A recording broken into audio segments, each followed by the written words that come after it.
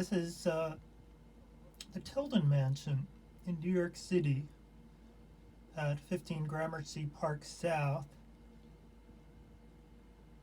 and it was inaugurated as the National Arts Club back in 1898. It had been built by New York's Governor Tilden,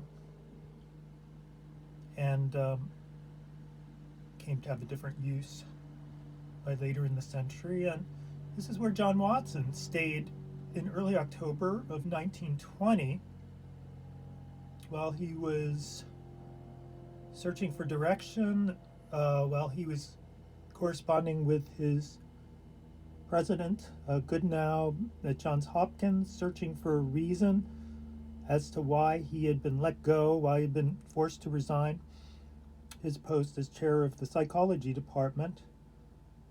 And I was in touch briefly with the curator, present-day curator, Robert Yonner, and he gave me a very brief history. He said in those days, there were some guest rooms with shared baths up on the third floor, the top floor of the mansion, where people could have stayed, and where I suspect Watson did stay. And that there was a dining room where those guests would be served breakfast, first meal of the day, upon waking. So this is a sidelight in our history of psychology, a monument in New York City, if any of you have ever been there.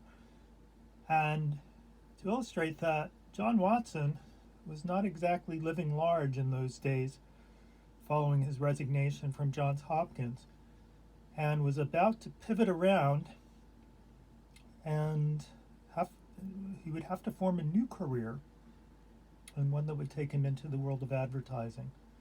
But they must have been confusing days, and days in which he searched for direction while he stayed here in New York City briefly.